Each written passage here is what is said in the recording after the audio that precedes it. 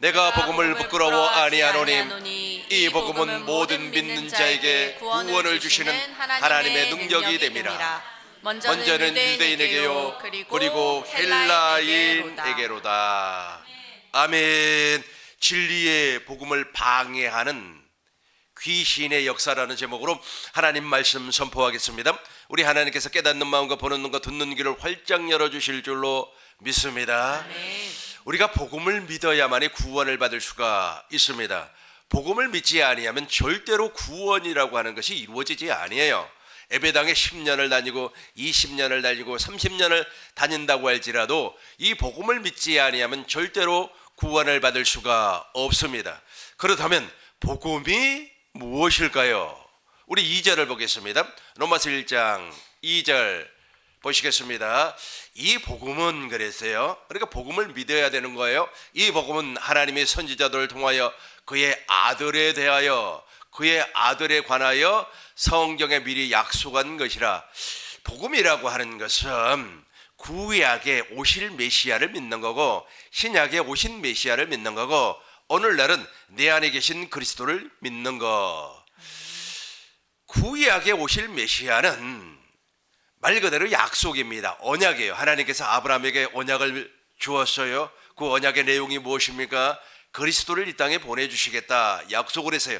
너의 씨를 통하여서 예수님을 보내주겠다. 내 씨가 하늘의 별과 같고 바닷가의 모래와 같이 많을 것이다. 그 가운데 진짜 내 씨로 말미암아 대적의 성문을 취할 자를 보내주겠다. 그 대적의 성문을 취할 자가 바로 그리스도. 갈라디아서 3장 16절 우리 큰 목소리로 합독하겠습니다. 이 약속들은 아브람과 그 자손들에게 말씀하신 것인데 여럿을 가리켜 그 자손들이라 하지 아니하시고 오직 한 사람을 가리켜 내 자손이라 하셨으니 곧 그리스도라. 아멘. 오직 한 사람을 가리켜 내 자손이라 하셨으니 곧 그리스도라. 그러니까 아브라함에게 그리스도를 약속을 했어요. 그걸 오실 메시아라 그렇게 말을 합니다. 저와 여러분들을 저 오실 메시아를 지금 믿고 있어요. 그러니까 복음이라고 하는 것은 오실 메시아를 과거에는 믿었고 오신 메시아를 믿었고 지금 네 안에 계신 그리스도를 믿는 거예요. 근데 복음의 내용을 몰라버리면 사람들은 엉뚱한 것을 믿고 다른 복음을 믿는 겁니다. 교회의 전통을 믿는 거예요. 헌금 많이 내는 것을 믿는 거예요. 건축하는 것을 믿는 겁니다. 11조 생활하는 것을 믿는 거예요. 주일 성수하는 것을 믿는 겁니다. 이거는 부차적인 거고 본질적인 것은 복음의 내용을 믿는 거예요. 그러니까 아브라함에게 약속한 그리스도를 믿는 겁니다. 하나님께서 아브라함을 불렀어요. 그의 나이 75세가 되었을 때 가나안에 입성을 했습니다. 85세가 되었을 때 아들을 주겠다고 약속을 했지만은 그 약속을 믿지 못하고 여종과 동침하여서 이스마엘을 낳아버렸어요. 13년이 지났을 때 하나님께서 다시금 나타나서 너에게 아들을 주겠다. 그 아들이 누구냐면 이삭입니다. 그 약속을 믿었어요. 그 약속을 믿음으로 말미암아 태어난 사람이 바로 이삭이에요. 저와 여러분들이 그 이삭과 같은 믿음을 가져야만이 복음을 믿는 사람, 그 복음을 믿으면 반드시 구원을 받는 하나님의 놀라운 역사가 나타나는 겁니다. 두 번째는 이삭이 이삭, 아브람과 이삭과 야곱의 언약. 하나님께서 아브람에게는 완전한 자의 삶을 살게 해주겠다. 마음의 할례를 통해서 옛사람 즉 우리 속에 뿌리 박혀 있는 원죄를 제거시켜 주겠다. 그리고 그리스도를 보내주겠다 약속을 했고 이삭과는 영원한 언약을 맺었어요. 그 영원한 언약이 무엇인지 살펴보도록 하겠습니다. 이사야서 7장 14절입니다. 이사야서 7장 14절 같이 읽겠습니다. 그러므로 주께서 친히 징조를 너희에게 주실 것이라. 보라, 처녀가 잉태하여 아들을 낳을 것이요 그 이름을 임마누엘이라 하리라. 아멘. 보라, 처녀가 잉태하여 아들을 낳을 것이요 그의 이름을 임마누엘, 영원히 우리와 함께 하시겠다. 내 안에 계신 분이 저분이, 내 안에 계신 저분이 누구인지 구체적으로 살펴보겠습니다. 9장 7절입니다. 이사야서 9장 7절 보시겠어요? 그 정사와 저 예수님을 얘기하고 있습니다. 같이 한번 읽어봐요. 그 정사와 평강의 더함이 무궁하며 또 다윗의 왕자와 그의 왕을 굳게 세우고 지금 이후로 영원히 정의와 공의로 그것을 보존하실 것이라. 만군의 여호와의 열심히 이를 이루시리라. 아멘. 그 나라를 세워주겠다는 거예요. 그러니까 이삭의 언약이 무엇이냐면 내 안에 하나님의 나라를 세워서 영원히 임마누엘, 영원히 주님과 함께 살게 해주겠다는 거예요. 지금 여러분들이 영원히 주님과 함께 살지 아니하면 죽어서도 천국을 못 가요. 이 땅에서 주님과 영원히 함께 살아야 되는 거예요. 기쁠 때나 기쁠 때나 눈물 날 때나 슬플 때나 행복할 때나 고통이 올 때 우리 주님과 함께 삶을 살아야 돼요. 그러니까 고통도 우리 주님께 알아야 되고 즐거워도 주님께 오늘 행복해요, 좋아요. 우리 친구에게 내가 야 나는 너무 행복해 그랬더니 뭐 돈이 많니? 그래 나 돈 없어. 그러나 행복해. 왜 행복해? 내 안에 그리스도가 계시니까 행복해. 그러니까 우리 친구가 그래 그리스도가 네 안에 있으면 그렇게 좋아? 그럼 좋지. 그러니까 그 정사와 평강의 왕, 저 평강의 왕이 지금 우리 안에 있어요. 8절 보겠습니다. 8절 우리 큰 목소리를 읽어요. 주께서 야곱에게 말씀을 보내시며 그것을 이스라엘에게 임하게 하셨은즉. 9절입니다. 9절 같이 읽어요. 모든 백성 곧 에브라임과 사마리아 주민이 알 것이거늘 그들이 교만하고 완악한 마음으로 말하기를. 이제 저 교만한 마음이 다 사라지는 거예요. 다 없어지는 거예요. 왜냐하면 주님께서 오시기 때문에 5절 보겠어요. 그러니까 야곱의 언약이 우리 안에서 야곱의 언약이 이루어지기 전에 먼저 이삭과 맺은 그 언약이 이루어져 버려요. 이루어지는 거예요. 그래서 평강의 하나님이 와서요. 같이 읽겠습니다. 어지러이 싸우는 군인들의 신과 피 묻은 겉옷이 불에 섭같이 사라져요. 그러니까 돌 같은 마음이 다 사라지는 거예요. 우리 마음에서 다 사라져요. 계속해서 6절입니다. 같이 읽어요. 이는 한 아이가 우리에게서 낳고 한 아들을 우리에게 주신 바 되었는데 그의 어깨에는 정사를 메었고 그의 이름은 기묘자라 모사라 전능하신 하나님이라 영존하시는 아버지라 평강의 왕이라 할 것이다. 아멘. 예수님께서 베들레헴에 탄생했어요. 한 아이가 태어났어요. 그런데 그의 어깨에 정사, 그러니까 이 세상을 다스릴 수 있는 권세를 가졌다는 겁니다. 그리고 갈릴리에서 하나님 나라의 복음을 전파를 했는데 그 하나님 나라를 전파하신 예수님을 어떻게 표현했나요 하면 그의 이름은 기묘자라 모사라 전능하신 하나님이라 영존하시는 아버지라. 여기서부터 같이 읽겠습니다. 평강의 왕이라 할 것이. 그러니까 저분이 계셔야만이 우리 안에 평강이 있어요. 행복하다니까. 행복해요. 너무 행복해요. 저기 누구의 언약이라고요? 이삭과 맺은 언약이에요. 그리고 야곱과 맺은 언약. 야곱과 아주 개그맨들이, 그러니까 교회 다니는 개그맨들이 개그를 하는데 재밌더라고요. 그 내용이 무엇이냐면 너 정말로 교회 다니는 사람 맞아? 그래가지고 퀴즈를 내는 거예요. 야곱이 뭐냐? 그랬더니 야채 곱창 그렇게 말을 하더라고요. 그래서 너 교회 다니는 사람 아니네. 너 예수쟁이 아니네 그러더라고요. 야곱이 이스라엘. 그러니까 야곱과 맺은 언약이 있어요. 그 야곱과 맺은 언약을 우리는 이스라엘과 맺은 언약이라. 저와 여러분들이 바로 영적인 이스라엘입니다. 네. 오늘 또 야곱, 야채 곱창 그거 생각하지 마세요 이제. 그런 개그맨들이 개그를 하더라고요. 다 교회에 다니는 친구들이더라고요. 중요한 것은 무엇이냐면 저 야곱과 맺은, 즉 이스라엘과 맺은 언약이에요. 저 이스라엘과 맺은 언약이 무엇이냐면 우리 마음에 할례를 베풀사 마음을 다하고 뜻을 다하고 성품을 다해서 하나님을 사랑하고 생명을 우리에게 주겠다네. 하나님의 생명을 우리에게 주시겠다. 이걸 복음이라 그래요. 다시 로마서 1장 2절 보겠습니다. 로마서 1장 2절 이 복음은 하나님이 선지자들을 통하여 그의 아들에 관하여 성경에 미리 약속한 것이라. 그러니까 구약의 복음은 오실 메시아, 신약의 복음은 예수님이요. 마가복음 1장 1절 보겠습니다.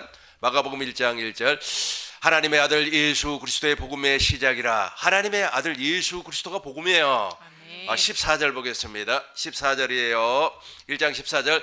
요한이 잡힌 후 예수께서 갈릴리에 오셔서 하나님의 복음을 전파하여 이르시되 때가 찼고 하나님의 나라가 가까이 왔으니 회개하고 무엇을 믿어라? 복음을 믿어라. 당신을 믿으라는 거예요. 그러니까 예수님 자신이 복음이고 예수님은 천국으로 오셨어요. 말씀이 육신이 되어서 사람으로, 완전한 사람으로 오셨어요. 예수님 안에는 죄가 없습니다. 어떤 사람은 예수님 안에 죄가 있는 줄로 생각하고 예수님도 회개했대. 예수님은 회개할 필요가 없어요. 왜냐하면 죄가 없어요. 완전한 사람으로 이 땅에 오셔서, 그러니까 율법 아래 신앙생활을 하는 사람, 그러니까 모세 율법 아래 잡혀 사는 사람, 죄 종 아래 있는 사람들은 그렇게 생각을 해요. 그러나 저와 여러분들은 은혜 아래 있어요. 아멘. 은혜 아래, 하나님의 사랑 안에, 은혜 아래 있습니다. 은혜 아래 있는 사람들은 이 복음이 무엇인가를 확실히 알고 믿는 겁니다. 이르시되 때가 찼습니다. 하나님 나라가 가까웠으니 회개하고 복음을 믿어라. 즉 예수님이 하나님의 나라, 예수님은 이 땅에 오셔서 하나님의 나라의 삶을 살았어요. 저와 여러분들도 이 세상에서 하나님의 나라의 삶을 살아야 돼요. 그래야만이 평강이 있어요. 행복하다니까요. 너무너무 행복해요. 돈이 없어도 행복하고 돈이 있어도 행복하고 그 돈을 다스릴 수 있는 능력이 이미 우리 안에 있기 때문에 그렇습니다.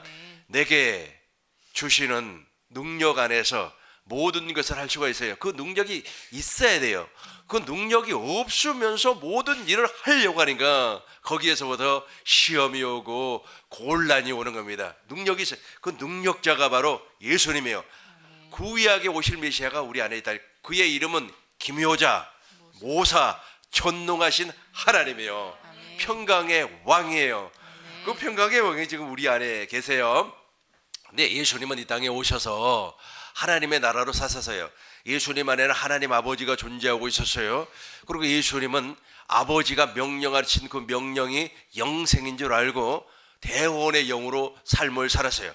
천국으로 삶을 사시고 장차 우리에게 하나님의 나라를 약속해 주었어요. 그래서 때가 찼고 하나님의 나라가 가까웠으니 회개하고 복음을 믿어라. 이제 머지않아 하나님의 나라가 돼요. 오순절 성령 강림을 통하여서 저와 여러분들이 이제 하나님의 나라가 되어서 이것이 복음이에요.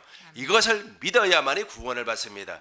사람들은 그렇게 생각을 해요. 전통을 믿으면 된다. 뭐 어쩌고 저쩌고. 그러니까 예배당에 많이 나오고 주야장창 예배당에 나와서 기도하면 구원받는다. 내가 집사가 되면 구원받는다. 목사가 되면 구원받는다. 천만의 말씀, 만만의 홍덕이라고 그러죠. 천만의 말씀이에요.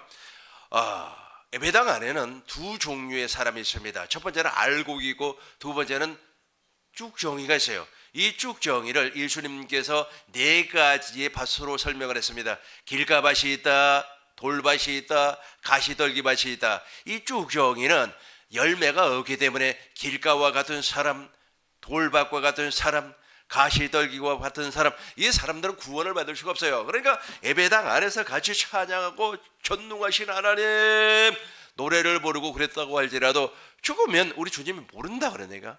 열처녀 비후에서 슬기 있는 다섯 처녀는 등과 함께 그릇에 기름을 준비를 했습니다. 그러나 미련한 다섯 처녀는 등만 준비를 했어요. 기름이 없어요. 기름이 없다고 하는 것은 성령으로 말미암아 살지를 아니했다. 즉 하나님의 생명이 그 안에 존재하지 아니했다는 거예요. 왜냐하면 우리가 질그릇이에요. 저와 여러분들이 그릇이에요. 그릇. 우리가 그릇이에요.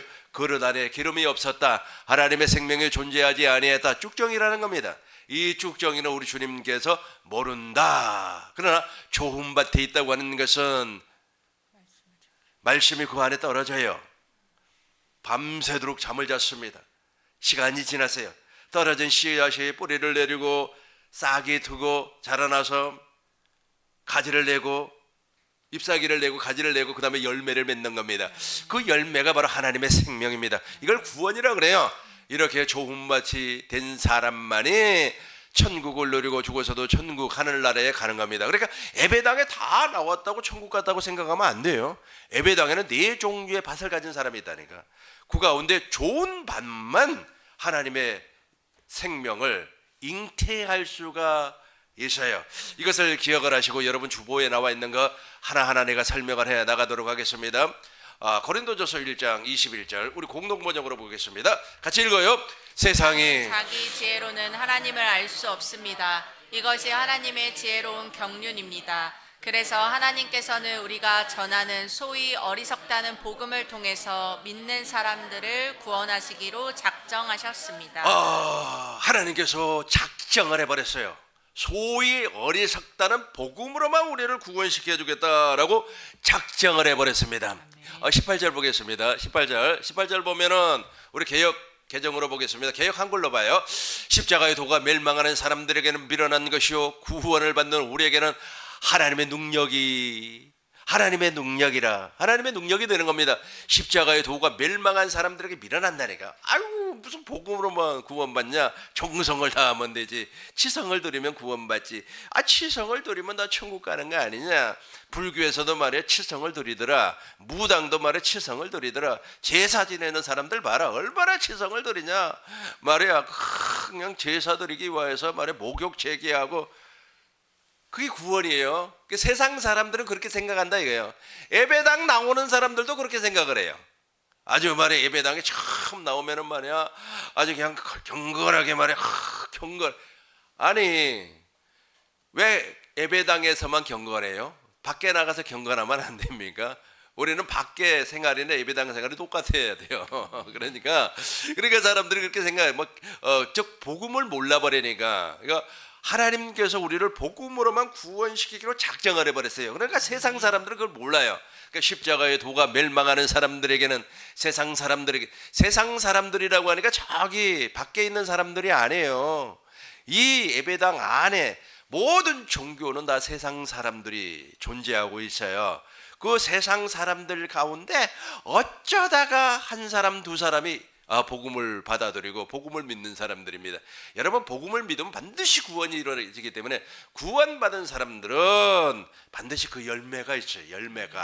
그 열매가 희락이요 화평이요 즐거움이요 행복함이요. 행복하세요. 너무 행복하지 못해가지고 막 힘들어하시는데 행복하시기 바라겠습니다. 십자가의 도가 멸망하는 사람들에게는 미련한 것이요 구원을 주시는 우리에게는 하나님의 능력이 됨이라. 첫째는 그 하나님의 능력이 어떻게 나타나는 겁니까?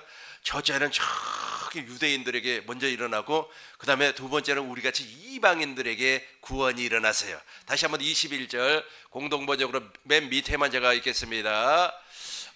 밑에만 봐요. 그래서 하나님께서는 우리가 전하는 소위 어리석던 복음을 통해서 믿는 사람들을 구원하시기로 작정을 해버렸다니까. 작정을 마음을 먹어버렸어요. 복음 믿지 아니한 사람은 나 절대로 구원시키지 아니할 거야. 하나님께서 작정을 해버렸어요. 데살로니가 후서 2장 14절 보겠습니다. 살후 2장 14절 우리 큰 목소리로 읽겠습니다. 하나님께서는 여러분을 불러 우리가 전하는 복음을 받아들이게 하셨습니다. 그래서 여러분은 우리 주 예수 그리스도의 영광을 받아 누리게 되었습니다. 그렇죠. 다시 한번 우리 개역 한글 성경으로 봐요. 개역 한글 성경으로 보면 이렇게 나와요. 13절이에요. 13절. 14절이네요. 14절. 이를 위하여 우리의 복음으로 잘 봐봐요. 이를 위하여 우리의 복음으로 너희를 부르사. 그러니까 복음으로 부름받지 아니하면 안 돼요. 예배당에 나와서 복음 듣지 아니하면 안 됩니다. 그러니까 예배당에서 왜 복음을 듣지 아니하고 복음을 얘기하지 아니하고 왜 쓸데없는 세상 얘기를 하고 누가 출세를 했다더라, 누가 국회의원이 됐다더라, 이번에 대통령은 누가 돼야 된다. 그건 무슨 소리를 해? 그게 복음이에요? 이건 세상에 나가서 세상 사람들이 하는 소리예요. 예배당에서는 그런 말 하면 안 돼요. 예배당에서는 오직 복음만 얘기를 해야 돼요. 복음만. 누가 어찌했다더라, 누가 어찌면 뭐 그 사람이 뭐 어떻게 된다는 게. 누가 대통령이 되면은 뭐 우리가 삶에는 좀 도움이 되겠죠. 그러나 직접적으로 우리 어머니처럼 나에게 말해 1,000만 원을 딱 찔러 줍니까? 아니잖아요. 그러니까 예배당 안에서는 오직 복음만. 다 잘 봐. 성경을 잘 봐. 하나님은 있지 않습니까? 성경을 초월하지 않아요. 성부와 성자와 성령 하나님은 복음을 초월하지 않습니다. 그분 성부와 성령 하나님은 복음 안에서만 일하시고 복음 안에서만 역사하시고 복음 안에서만 은혜를 주시고 성령 하나님, 특별히 성령 하나님은 우리가 성령 안에서 사는 거 아니겠습니까? 진리의 성령 안에서 살려면 저 복음을 초월하지 아니하니까 저 복음을 알고 있어야 돼요. 이를 위하여 우리의 복음으로 너희를 부르사. 이를 위하여 우리 복음으로만 불러주는 거예요. 복음 외에는 붙잡지 마세요.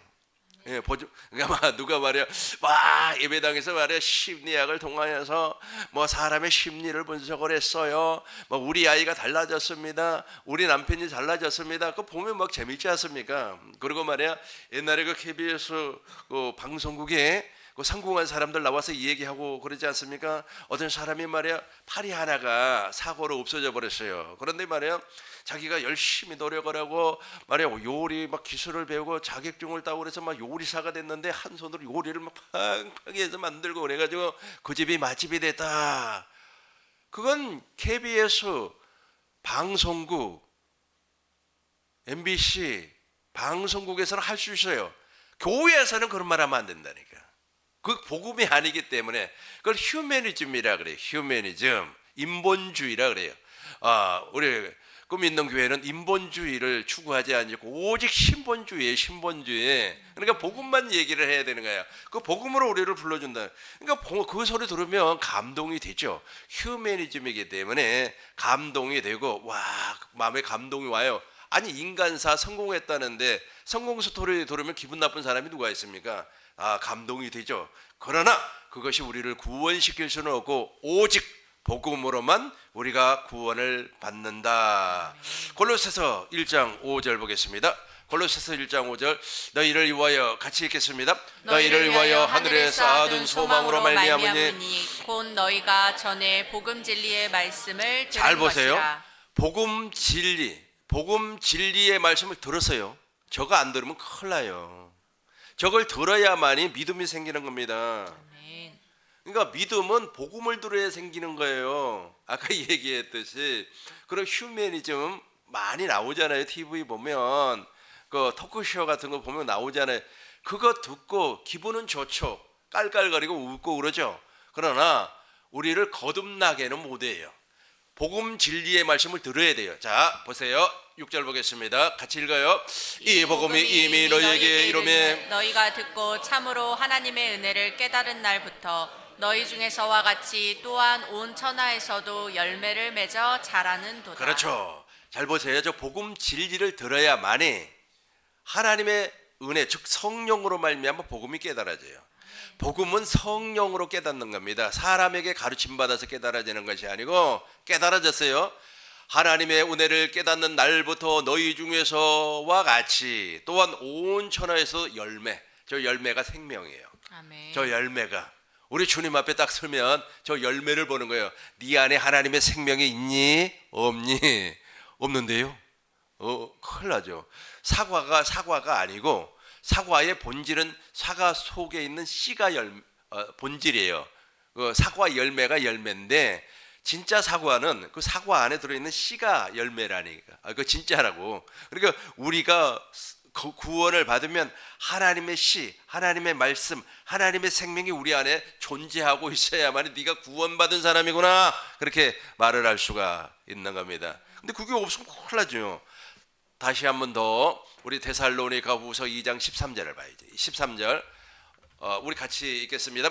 주께서 사랑하시는 형제들아 우리가 항상 너희 관하여 마땅히 하나님께 감사할 것은 하나님이 처음부터 너희를 택하사 성령의 거룩하게 하심과 진리를 믿음으로 구원을 받게 하시니. 그죠? 그러니까 복음을 들으면 믿어진다니까. 그러니까 이렇게 돼요. 사람들이 하는 것은 소리라 그래요. 소리. 그리고 하나님께서 하시는 말씀은 로고스라 그래요. 이 사람들의 소리를 듣고도 사람이 움직이지 않습니까? 그 사람에게 이런 소리를 계속해서 들으면 내 생각이 그쪽으로 쏠려요. 그래서 제일 좋은 것은 무엇이냐면 길을 닫고 사는 것이 제일 좋은 것 같아요. 길을 부인의 말도 가급적이면 좋은 소리만 듣고 남편의 말도 가급적이면 좋은 소리만 듣고 예를 들어서 뭐 그럴 일은 없겠습니다만은 친구가 있어요. 그 친구가 부정적입니다. 특별히 있지 않습니까? 사람에 대해서 부정적이에요. 사람에 대해서 부정적으로 막 나에게 얘기를 해요. 어우, 우리 친구가 근데 말이야, 저 A라고 하는 친구는 참 뭐 어쩌고 저쩌고 그래. 만나면 그런 소리를 합니다. 그러면 10번을 들었다고 가정해요. 그러면 나도 모르는 사이에 그 친구가 그렇게 보여요. 들으면. 이게 인간사예요. 그런데 성령 하나님이 복음을 깨닫게 해주는 거예요. 성령 하나님께서 복음을 듣게 해요. 성령 하나님께서 복음을 듣게 하면 그때 믿어지는 겁니다. 그게. 그러니까 복음이 잘 안 믿어지는 게 사람들이 복음이 무엇인지를 몰라서도 안 믿어지지만 하나님의 말씀이 어렵다는 거예요. 여러분 하나님의 말씀처럼 쉬운 게 없어요. 그런데 세상 이야기를 너무 많이 듣다 보니까 하나님의 말씀이 어렵게 들려오는 거예요. 그러나 하나님의 말씀 복음을 계속해서 듣다 보면은 성령으로 말미암아 그것이 믿어지는 거예요. 그 말이 바로 이 말씀입니다. 우리 같이 다시 한번 더 읽어보겠습니다. 주께서 사랑하시는 형제들아, 우리가 항상 너희에 관하여 마땅히 하나님께 감사할 것은 하나님이 처음부터 너희를 택하사 성령의 거룩하게 하심과 진리를 믿음으로 구원을 받게 그렇죠. 하심이니. 복음을 믿으니까 복음을 계속해서 듣다 보니까 믿음이 생기는 거예요. 그러니까 내가 늘 하는 소리가 그 말이에요. 여러분들 우리 교회에는 천국 복음만 증거하는 교회예요. 다른 거 안 해요. 그러니까 복음을 계속해서 증거를 하니까 그 복음만 들으려고 노력을 해야 되는데 사람 소리를 듣는단 말이에요. 그래서 가급적이면 전화 통화 좀 하지 말라고 하는데 혹시 그 얘기 듣고 또 오해하실까봐 왜 목사님 누구하고 전화 통화 그래 전화 통화 하세요. 하다고 근데 주님의 음성을 우선으로 들으라는 거예요. 말씀을 로고스를 먼저 듣고 주님의 음성을 먼저 듣고 세상 얘기도 들으면 좋을 것 같습니다. 순서가 그렇게 돼요. 하나님의 말씀은 뒷전이고 세상 얘기도 여러분 예배당에 다진 사람도 다 세상 사람이에요. 세상에 발을 딛고 사는 사람 다 세상 사람이에요. 그 세상 사람들 가운데 하나님의 씨가 있는 사람이 구원받은 사람이에요. 없으면 구원이 없어요. 그러니까 예배당에서 무엇을 이제 가르치냐면 사람들이 말이야 구원에 대해서 좀 흔들리고 그래요. 내가 진짜 예수 믿고 구원 받은 사람인가? 나 죽으면 천국 갈까? 어쩌고 저쩌고. 그러니까 확신을 가지라는 확신은 신념이라고 합니다. 신념. 그래서 그걸 종교적 신념이라고 그래요. 이 종교적 신념을 가지고 신앙생활하는 믿음 생활하는 사람 너무 많아요. 종교적 신념이 아니고 저 말씀 그대로 진리를 믿음으로 말며 구원으로 믿음으로 사는 거예요. 오직 의인은 믿음으로 말미암아 살리라 함과 같으니라. 믿음으로 사시라니까 신념으로 사지 마시고 그러니까 확신을 가졌어요. 나는 자 죽으면 천국 갈까요? 확신을 가졌어요. 그런데 예를 들어서 아주 고통스러운 질병에 걸려버렸다고 가정을 해봐요. 고통스러운 질병 그러면 확신이고 뭐고 다 날아가 버립니다. 확신이고 그게 어디겠어 확신이. 코로나 기간 때 많은 사람들이 돌아가셨잖아요. 와 하나님이 계시면 이럴 수가 있네. 확신 다 깨져버리는 거예요. 확신 그건 인간이 만들어 놓은 거예요. 구원의 확신이라고 하는 것은 없어요. 구원의 확신이 성경에 어디가 있습니까? 오직 우리는 진리를 믿음으로 다시 한번 더 읽어 시작. 진리를 믿음으로 구원을 받게. 그렇죠. 저 진리 외에는 구원이 없어요. 고전 4장 15절 우리 같이 읽겠습니다. 그리스도 안에 일만수승이 많아요. 같이 읽어요. 그리스도 안에서 일만수승이 있으되 아비는 많지 아니하니 그리스도 예수 안에서 내가 복음으로써 내가 너희를 낳았음이라. 저 수승이 천지 널려 있어요. 수승은 가르치는 사람이에요. 아주 그냥 예배당 안에 가르치는 사람 너무 많아요. 아유 내 얘기 들으라고 말이야. 내가 말이야 이렇게 경험했다고 하나님 앞에 내가 이렇게 은혜 받았다고 자기 수승은 많아요. 그런데 아비는 없어요. 아비는 그 사람을 품어서 낳는 거예요. 예수님이 마태복음 23장 32절 34절에서 자기를 암탉으로 비유를 했어요. 당신이 암탉이래요. 암탉이 새끼를 이렇게 품어서 알을 품어서 새끼를 부화시키지 않아요. 예수님이 당신을 암탉으로. 여러분들의 암탉이 되셔야 된다니까요. 그 품어가지고 낳아야 돼요. 그걸 아비라 그러고 막 이렇게 하세요. 저렇게 하세요. 그건 다 선생이 선생. 선생을 있잖아요. 아이를 못 낳아. 암탉이 병아리를 부화할 수가 있습니다. 야고보서 1장 18절 보겠습니다. 야고보서 1장 18절을 큰 목소리로 읽겠습니다. 그거하고 피조물 중에 오리로 자기의 뜻을 따라 진리의 말씀으로 우리를 낳으셨느니라. 그가는 예수님을 얘기하고 있어요. 성령 하나님을, 성령님께서 우리를 막 품어가지고 진리의 말씀으로 우리를 낳아주었다니까요. 진리의 말씀밖에 없어요. 그래서 교회에서 제발 쓸데없는 소리 좀 안 했으면 좋겠어요. 무슨 뭐 정치가 어쩌고, 아니 어느 예배당에는 아예 그 정치꾼을 강단 설교에 세웠더라고요. 그건 하면 안 돼요. 이 강단은 거룩한 곳입니다. 하나님의 말씀이 선포되는 것이에요. 진리가 선포되어야 돼요. 진리 외에는 다른 소리 하면 안 돼요. 심리학 이야기해도 안 되고. 그 전에 어떤 대학교 여학생이 내가 좀 잘난 척 하려고 사회복지를 조금 얘기를 했어요. 그랬더니 나한테 나에게 면박을 줘요. 목사님이 어떻게 목사님이 하나님의 말씀을 얘기해야지 그런 소리를 하냐고. 내가 충격을 받고 그 이후부터는 내가 말 안 해. 내 사회복지 조금 알거든요. 교육학 조금 알아요. 그래도 말 안 해. 오직 복음만 얘기를 해. 그게 있잖아요. 성령의 음성으로 확 들리더라고요. 성령의 음성으로. 그러니까 와, 이 목사 입에서는 오직 성경 말만 해야 되겠구나. 복음 얘기만 해야 되겠구나. 다른 소리에 다 큰일 나겠다. 그 21살짜리 젊은 대학생이 나에게 그런 얘기를 하더라고요. 그 이후부터는 내가 복음 외에 다른 얘기는 안 해. 우리 다시 한 번 더 읽겠습니다. 그가 그 피조물 중에 첫 열매가 되게 하시려고 자기의 뜻을 따라 진리의 말씀으로 우리를 낳으셨느니라. 아멘. 베드로후서 1장 2절 보겠습니다. 이제 복음을 알고 우리가 거듭나면 이렇게 되는 겁니다. 같이 읽어요. 시작. 하나님과 우리 주 예수를 알므로 은혜와 평강이 너희에게 더욱 많을지어다. 그러니까 복음으로 우리가 딱 구원을 받고 물과 성령으로 거듭나죠. 그러면 성부와 성자와 성령 하나님을 알고 태어나요. 알아. 여러분 몰라요. 말로는 막 하나님을 안다. 하나님을 어떻게 알아? 너 하나님 얘기해봐. 하나님 전혀 몰라요. 우리가 있지 않습니까? 인생을 살면서도 부모의 마음을 몰라요. 태국에 갔을 때 공항에서 한국 아이들이 서로 이야기하는 것을 가만히 들어봤어요. 여자아이들이에요. 근데 그 여자아이들이 아마 결혼하고 오랜만에 놀러 온 것 같아요. 근데 결혼식 때 자기 아버지가 막 그렇게 울더래요. 그런데 그 아이가 자기 아버지가 그렇게 우는데 우리 아버지가 왜 저렇게 우는지 자기가 모르겠다는 거야.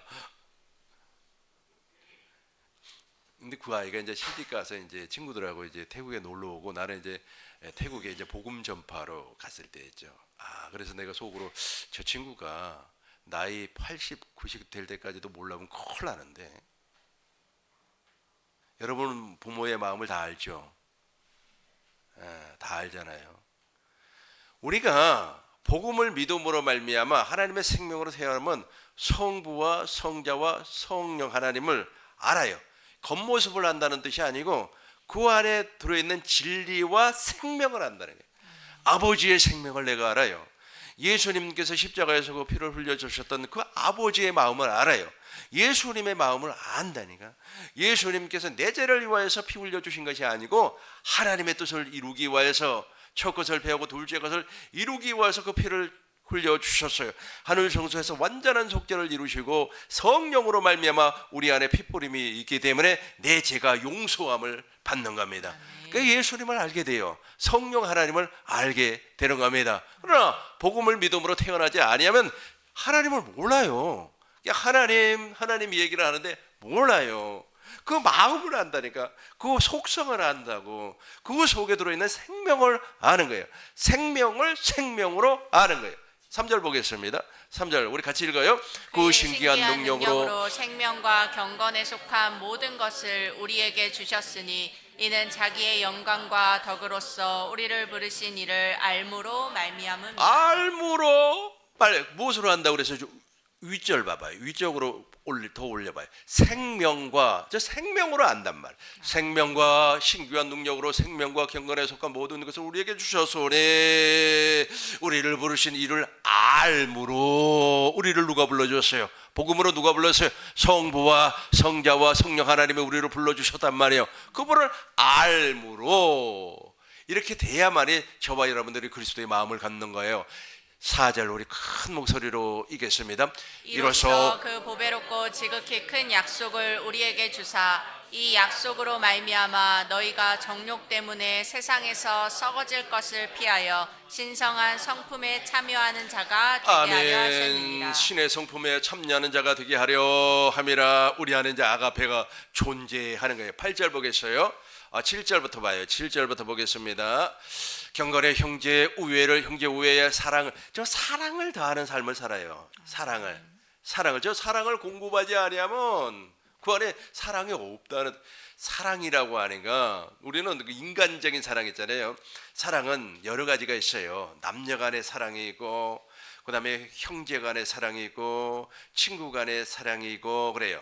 그런데 하나님의 사랑이 있어요. 하나님, 그 신의 사랑, 그 신의 성품에서 나오는 사랑, 그 신의 성품에서 나오는 사랑은 복음을 믿고 구원받은 사람 외에는 안 나와요. 나오지 않습니다. 그것을 공급한다는 게 8절 우리 같이 읽겠습니다. 같이 읽어요. 이런 것이 너희에게 있어 흡족한즉 너희를 우리 주 예수 그리스도를 알기에 게으르지 않고 열매 없는 자가 되지 않게 하려니와. 9절입니다. 9절 읽어요. 이런 것이 없는 자는 맹인이라 멀리 보지 못하고 그의 옛죄가 깨끗하게 된 것을 잊었느니라. 그렇죠. 저것이 없으면 하나님의 생명이 존재하지 않으면 그 사람은 맹인이에요. 이게 바로 복음이에요. 이런 복음을 전파하지 아니하면 가짜예요. 거짓 선생, 가짜 목사, 가짜 집사, 가짜 권사, 가짜 전도사, 가짜 장로요. 뭐 사람이 세웠다고 해서 뭐 다 전도사인 줄 아세요? 다 가짜라니까. 이렇게 하지 아니하면. 그래서 다른 복음을 전파하면 저주를 받는 겁니다. 갈라디아서 1장 6절, 7절, 8절, 9절만 보겠어요. 9절을 보겠어요. 9절을 같이 읽어요. 우리가 전에 말하였거니와 내가 지금 다시 말하노니 만일 누구든지 너희가 받은 것 외에 다른 복음을 전하면 저주를 받을지어다. 그렇죠. 아브라함에게 전파했던 그 복음을 전파하지 않으면 다른 복음을 전하는 사람은 저주를 받을지어다. 가짜. 세상에 가짜가 많은 줄로 알았어요. 나는 세상에 가짜가 많아요. 짝퉁이라고 하죠. 근데 예배당에도 짝퉁 이런 소리 하면 상당히 사람들이 기분 나빠하더라고요. 대한민국의 기독교인이 1000만인데 1000만이 다 하늘나라 갈 줄로 생각하면 큰 오산입니다. 우리 꿈 있는 교회 모든 성도님들은 다 복음을 믿음으로 말미암아 알곡, 생명 있는 알곡이 된 줄로 믿습니다. 이 복음을 듣지 못하게끔 이제 약 한 3분 정도 시간을 할애해서 이 복음을 듣지 못하게 하는 귀신을 간단하게 설명하도록 하겠어요. 이렇게 복음이 너무너무 좋고 이 복음만이 구원인데 세상에 복음을 듣지 못하게끔 귀신이 역사를 하는 거예요. 디모데전서 4장 1절 보겠습니다. 딤전 4장 1절 보겠습니다. 그러나 성령이 밝히 말씀하시기를 후일에 어떤 사람들이 믿음에서 떠나버려요. 믿음에서 떠나 미혹하는 영과 귀신의 가르침을 줬는데 저 귀신이 역사하니까 귀신이 역사를 해요. 귀신이 역사하니까 복음을 듣지를 못해요. 귀신이 말이야 막 속이는 거예요. 꼬시는 겁니다. 미혹하는 거예요. 그래서 성령으로 살지를 못하는 거예요. 마태복음 12장 28절 보겠어요. 마태복음 12장 28절입니다. 그러나 내가 하나님의 성령을 힘입어 귀신을 쫓아내는 것이면 하나님의 나라가 이미 너희 속에 임해버렸어요. 그런데 사람들은 저걸 몰라요. 모르고 그러니까 성령으로 말미암아 귀신을 쫓아내면 이미 하나님의 나라가 임해버렸어요. 근데 더 강한 자가 있어요. 강한 자가. 29절 보겠습니다. 사람이 먼저 강한 자를 결박하지 않고서야. 저 강한 자가 있어요. 저 강한 자가 귀신이에요. 근데 저 강한 자를 결박할 수 있는 능력을 가진 분이 바로 성령 하나님이에요. 그러니까 성부와 성자와 성령, 그러니까 복음 외에는 저 강한 자를 결박할 수가 없어요. 그러니까 복음을 전파하지 아니한 교회는 있지 않습니까? 저 강한 자에게 눌려 있다니까요. 눌려 있어요. 그러다 사람들이 그걸 좀 제발 좀 알고 이 복음으로만 정말로 살겠다고 아주 그냥 맹세를 해야 되는데, 여러분들은 저 복음으로만 살기를 주의 이름으로 축원합니다. 누가복음 11장 20절. 누가복음 11장 20절 우리 같이 읽겠습니다. 그러나 내가 만일 하나님의 손을 힘입어 귀신을 쫓아낸다면 하나님의 나라가 이미 너희에게 임하였느니라. 계속해서 21절. 강한 자가 무장을 하고 자기 집을 지킬 때에는 그 소유가 안전하되. 강한 자가 무장을 한단 말이에요. 저 강한 자가 무장을 하고 있어요. 22절 보겠습니다. 같이 읽어요. 더 강한 자가 와서 그를 굴복시킬 때에는 그가 믿던 무장을 빼앗고 그렇죠. 그의 재물을 나누느니라. 아주 쉽게 설명을 하겠어요. 저 강한 자가 여러분 귀신 못 이깁니다. 세상 사람들도 그렇잖아요. 저 귀신 같다고 뭔가 좀 잘하고 그러면 저 귀신 같은 놈 봐라 그러잖아요. 와 귀신이 고칼 노릇이네 그러잖아요. 귀신을 못 이겨요. 근데 저 귀신이 그래서 강한 자예요. 근데 저 귀신 강한 자를 결박할 수 있는, 결박은 묶어버린다는 거 아니에요. 그러니까 묶어서 굴복시킬 수 있는 유일한 방법이 복음이라니까. 아멘. 그 복음을 알고 믿는 자, 그 복음을 믿는 자만이 귀신을 밟아버릴 수 있어요. 뱀과 잔갈의 권세를 밟아버릴 수, 귀신의 권세를 박살내버릴 수 있는 능력이 그 안에 있어요. 복음 안에 있어요. 복음 밖에는 없어요. 우리 복음을 믿음으로 전진하시길 바라겠어요. 24절 보겠어요. 24절입니다. 우리 같이 읽어요. 더러운 귀신이 사람에게서 나갔을 때 물 없는 곳으로 다니며 쉬기를 구하되 얻지 못하고 이에 이르되 내가 나온 내 집으로 돌아가리라 하고. 더러운 귀신이 있잖아요. 그 강한 자이죠. 강한 자. 저 강한 자가 복음을 증거를 하니까 놀래서 도망을 가버렸어요. 놀래서 팍 튀어나가 버렸어요. 그러면 이제 본인도 복음을 믿어야 되잖아요. 나도 복음 외에는 방법이 없구나. 복음 외에는 귀신을 결박할 수 있는 힘도 없고, 복음 외에는 구원도 없고, 복음 외에는 하나님의 나라가 되지 아니하구나. 나는 복음만 붙잡을래 라고 하면 성령께서 복음을 알게 해서 하나님의 나라가 되어버리잖아요. 하나님의 나라가 되면, 교회가 되어버리면 어둠의 권세가 이기지 못해요. 아멘. 귀신이 얼씬거리지를 못합니다. 아멘. 그런데 복음을 듣지를 않아요. 자기 고집이 있어가지고, 자기 있잖아요. 자기 의가 있어가지고 뭐 이것도 좋고 저거, 그러다 보니까 복음을 등한시했어요. 그러니까 나갔던 귀신이 다시 들어와 버려요. 25절 우리 같이 읽어요. 가서 보니 그 집이 청소되고 수리되었거늘. 26절입니다. 이에 가서 저보다 더 악한 귀신 7을 데리고 들어가서 거하니 그 사람의 낮은 형편이 전보다 더 심하게 되더라. 와, 이에 가서 저보다 더 악한 귀신 7마리를 데리고 와서 더 악해져 버려요. 여기서 악해진다고 하는 것은 마음이 더 굳어버렸어요. 딱 맞은 마음이 있잖아요. 굳어가지고 아주 그냥 그냥 바늘도 안 들어가. 네 여기는 절대 말 안 할래. 뭐 이렇게 돼버리는 거예요. 문도 안 열어줘. 미안하다고 사과해도 사과도 안 받아줘. 어떤 사람은 집까지 찾아갔대. 과일 사가지고 가가지고 막 용서해달라고. 그래서 문도 안 열어주더래.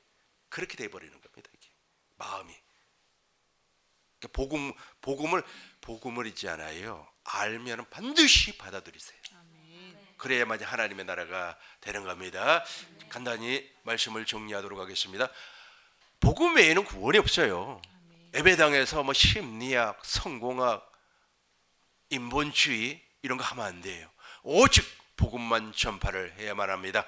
이제 복음을 내가 들었어요. 성령으로 말미암아 깨닫게 됐어요. 그때부터 내가 구원을 받는 거예요. 구원이라고 하니까 막 그냥 하나님 죽어서 천국 가는 게 구원인 줄 알고 있는데 아니에요. 이 땅에서 하나님의 나라가 되는 거예요. 천국이 되면 죽어서도 천국을 가는 겁니다. 구원을 받았어요. 이런 사람을 우리는 무엇이라고 하냐면 좋은 밭이라 그렇게 말을 해요. 근데 중요한 것은 무엇이냐면 이 좋은 밭이 되려고 하니까 귀신이 귀신은 강한 자예요. 우리 귀신 못 이겨요. 그 녀석이 와가지고 막 꼬시기 시작을 하는 거야. 막 귀에다가 대고 막 속속속, 그래 막 속속속 마음을 막 굽기만 소근소근 할 때는 있잖아요. 그걸 무엇이라고 하냐면 이간질이라고 그래. 막 속속. 그래 사람을 미워하게 만들고 그래요. 하지도 않은 말을 막 했다고 말하고 속속속. 그래가지고 이게 복음에서 떠나게 만들어요. 그러면은 그 속에 귀신이 떠나갔다가 다시 들어와 버려. 들어올 때는 한 마리만 들어온 것이 아니라 7마리가 들어와가지고 더 악하게 돼가지고 남을 절대로 용서 못해요. 용서하지 않아요. 악한 사람들 자기가 잘못했다고 시인하는 거 봤어요?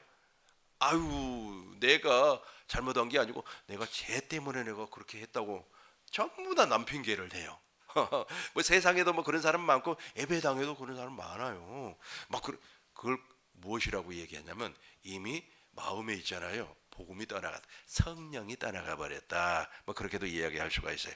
그러나 우리 꿈민동의 모든 성도님들은 복음 안에서 영원히 하나님 나라가 되고 천국을 누리시길 주의 이름으로 축원합니다. 주의 이름으로 축원합니다.